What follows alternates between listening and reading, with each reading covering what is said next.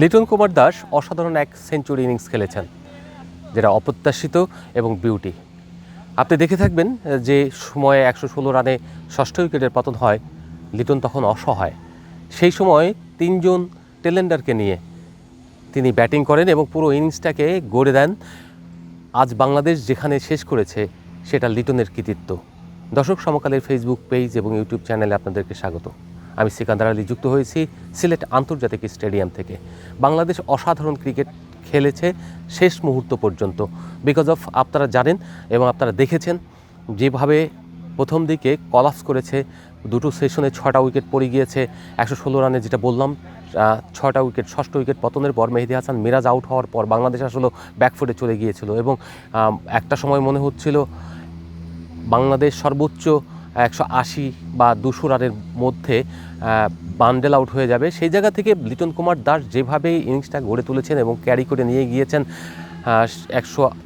271 পর্যন্ত, সেইটা কিন্তু একটা বিশাল অর্জন এবং এই অর্জনটাকে কিন্তু সম্ভব হয়েছে শুধুমাত্র লিটনের ডেডিকেশন এবং তার যে ছন্দটা ছিল, মনের ভেতরে যে একটা জেদ ছিল, যে কত মূল্যে আমাকে রান করতে হবে এবং এখান থেকে ইনিংসটাকে লম্বা করতে হবে যেন আমরা একটা শোভন স্কোরে যেতে পারি।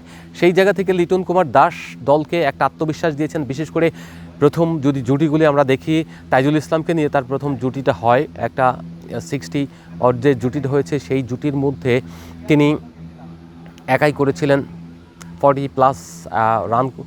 60-এর মধ্যে যদি একজনই 43 রান করেন তাহলে বুঝতে পারেন যে কেমন ব্যাটিং করেছেন তিনি। অসাধারণ 70+ বল খেলেছিলেন। পরের জুটিটা যদি আপনার ছোট তাসকিন আহমেদের সঙ্গে, সেই জুটিতেও কিন্তু তারই অবদান সবচেয়ে বেশি। তাসকিন যদি ওই সময় ফ্ল্যাট আউট না হয়ে যেত, শর্টস খেলতে না যেত, তাহলে যেটা হতেন সেটা হলো যে সেঞ্চুরিটা নিয়ে তার যে একটা হতাশা তৈরি হয়েছিল যে সেঞ্চুরি হবে কিনা বা ইনিংসটাকে বড় করতে পারবেন না, সেই হতাশাটা হতো না। কিন্তু টেস্ট ক্রিকেটের বিউটি বা মজা বা আনন্দই একটু অন্যরকম। কখন যে কোন রূপে ধারণ করবে বা ধরা দেবে সেটা কিন্তু কেউ বলতে পারে না আগে থেকে, যেটা লিটনের ক্ষেত্রে হয়েছে। লিটন শরীফুলকে নিয়ে, শরীফুলের ওই জায়গাটুকু একবার ভেবে দেখেন, শরীফুল আউট হয়ে যেতে পারতো, তার রিভিউ নেওয়া হলো, সেখান থেকে বেঁচে গেলেন এবং বেঁচে যাওয়ার পরবর্তীতে আবার মেন্টালি ব্রেক হলো, যে ড্রিঙ্কস ব্রেক দিল, সেই পানির বিরতি দিল, সেই পানির বিরতি থেকে ফিরে লিটন সেঞ্চুরি করলেন। এবং সেঞ্চুরিটা করলেন কিভাবে তিনি দেখেন, সাজ্জাদকে তিনি একেবারে কাভার দিয়ে বাউন্ডারি মেরে 4 দিয়ে 103 রান করেছেন, অর্থাৎ 99 থেকে তিনি সেঞ্চুরিতে গিয়েছেন। ওই জায়গায় সবাই সাধারণত নার্ভাস থাকে, তিনি 98 থেকে চেয়েছিলেন 2 রান নিয়ে ওটাকে সেঞ্চুরিতে রূপ দিতে, কিন্তু সেটা হয়নি মানে হচ্ছে তার টেনশনটা বা প্রেশারটা অনেক বেড়ে গিয়েছিল। লিটন প্রেস কনফারেন্সে বলেছেন তার ওই সময় মারাত্মক একটা চাপ গেছে, সেই টেনশনের মধ্যে তিনি যে সেঞ্চুরিটা করতে পেরেছেন সেটা তার জন্য বিরাট একটা অর্জন এবং এটাকে তিনি সৃষ্টিকর্তার কাছে কৃতজ্ঞতা প্রকাশ করলেন। লিটনের এটি 6ষ্ঠ টেস্ট সেঞ্চুরি। আগের 5টির মধ্যে 2টি হলো পাকিস্তানের বিপক্ষে ছিল, অর্থাৎ এ নিয়ে পাকিস্তানের বিপক্ষে 3টি সেঞ্চুরি তার। বাকি 3 সেঞ্চুরির মধ্যে একটি নিউজিল্যান্ড, একটি শ্রীলঙ্কা এবং একটি আয়ারল্যান্ডের বিপক্ষে। তো সব মিলে লিটন কিন্তু টেস্টে যখন খেলেন তার অসাধারণ ক্যারেক্টারটা ফুটে ওঠে। সবসময় তিনি যখন মিডল অর্ডারে নামেন সারাদিন কিপিং করার পরে সেই জায়গা থেকে। কিন্তু আজকে যেটা হয়েছে, প্রথম দিন টেস্টের, সিলেট টেস্টের, এই টেস্টের তিনি যখন টস হেরে ব্যাটিং পেলেও বাংলাদেশ, সকালের কন্ডিশনটা ছিল অনেক বেশি উইন্ডি এবং বোলারদের জন্য খুবই অনুকূল। সেই জায়গা থেকে প্রথম 3টা উইকেট পড়ে যায়। জয় দ্বিতীয় বলেই আউট হয়ে যান। জয় আউট হওয়ার পরে যেটা হয়েছিল, তানজিদ হাসান তামিম তিনি অভিষিক্ত এবং অভিষেকে আশা করা হচ্ছে যে ছন্দে খেলছেন, যদি তিনি এটাকে ক্যারি করতেন, অর্থাৎ ধরে এবং মেরে দুটো করে যদি তিনি খেলে যেতে পারতেন, তিনি ইনিংসটা যদি 50ও করতেন তাহলে ডিফারেন্ট সিনারি হতে পারতো। সেটা কিন্তু হয়নি। তিনি খুব দ্রুতই 26-এ আউট হয়ে গিয়েছেন। আউট হওয়ার কারণটা হচ্ছে তিনি ভুল শট খেলছেন। টানা খেলতে গেলে বা বেশি শটস খেলতে গেলে কিন্তু কোনো ব্যাটারি আসলে টেস্টে টেকা কঠিন হয়ে যায়। লিটনেরটা ব্যতিক্রম, লিটন কিন্তু সব দিন এইভাবে খেলে না।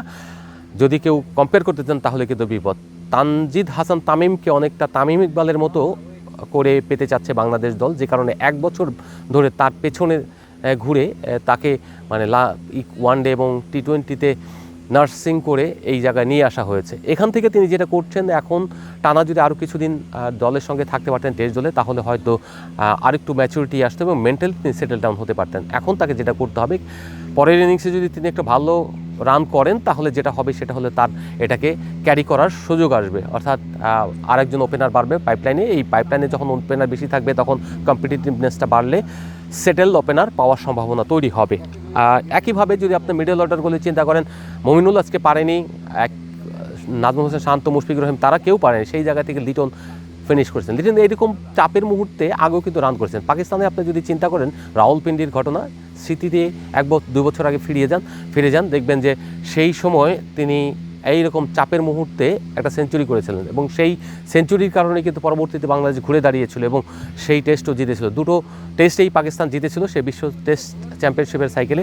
এবারও বাংলাদেশ যেহেতু অ্যাহেড থেকে লিডিংয়ে থেকে আপনার সেকেন্ড টেস্ট খেলতে নেমেছে, আনফর্চুনেটলি রানটা 350 মতো হয়নি। এই সিলেটের উইকেট ব্যাটিং বান্ধব, যেটা লিটন বলে গেলেন, একেবারেই ব্যাটিং বান্ধব এবং ধীরে ধীরে এটা খুবই ব্যাটিং ফ্রেন্ডলি হয়ে যায়। সেক্ষেত্রে বাংলাদেশের জন্য সবচেয়ে কঠিন চ্যালেঞ্জটা সামনে অপেক্ষা করছে বোলারদের জন্য। বোলাররা যদি খুব ভালো শুরু দিতে পারেন এবং আগামী কাল দ্বিতীয় দিন সেই জায়গা থেকে হয়তো একটা চেঞ্জ আসতে পারে। তবে কোনো কিছুই আসলে আনসার্টেন না, কোনো কিছুই আসলে অসম্ভব না।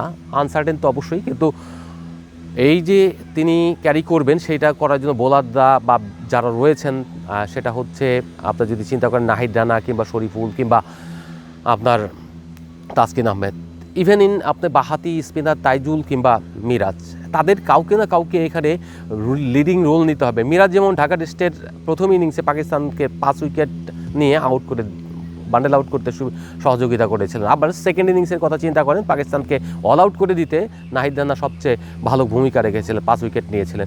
একইভাবে এখানেও কিন্তু পাকিস্তানকে যদি কম রানের মধ্যে নিজেদের যে রান রয়েছে তার কাছাকাছি কিংবা সামান্য বেশিতে অল আউট করে দেওয়া যায়, 300-র মধ্যে যদি অল আউট করা দেওয়া যায়, তাহলে বাংলাদেশ একটা লিডিং পজিশন পাবে এবং পরের যে ইনিংস থাকবে সেই ইনিংসে ভালো করবে।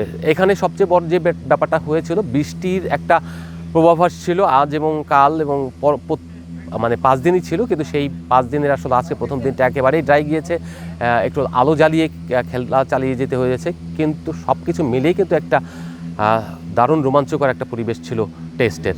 দর্শক তেমন একটা ছিল না, কিন্তু খেলাটা রোমাঞ্চকর ছিল, বিশেষ করে লিটনের কারণে। এবং তিনি যতগুলো 6 মেরেছেন, 2টো 6 মেরেছেন, 16টা 4 মেরেছেন, যে এই যে 4 মারা বাউন্ডারিগুলি কিন্তু তার জন্য এত বিউটি, এত সুন্দর চোখে লেগে রয়েছে। তার কারণে আজকে বাংলাদেশে শোভন জায়গায়, এবং আশা করা যায় বোলাররা তার ব্যাটারের প্রতি সম্মান রেখে তারাও একটা ভালো ডেলিভারি দেবেন, আউটপুট দেবেন। লিটন সেটা বলে গেছেন যে এখন বোলারদের অনেক দায়িত্ব। বোলাররা যদি নিজেদের সক্ষমতা এবং সেরাটা উজাড় করে দিয়ে পাকিস্তানকে বান্ডেল আউট করে দিতে পারে দ্রুত, সকালের সেশনে যদি প্রথমেই 10 ওভারের মধ্যে উইকেট নিতে পারে, ব্রেক থ্রু দিতে পারে, তাহলে বাংলাদেশের মানে ঘুরে দাঁড়ানোর একটা দারুণ সম্ভাবনা তৈরি হবে। ধন্যবাদ, এখানেই শেষ করছি। আগামীকাল আবার দেখা হবে।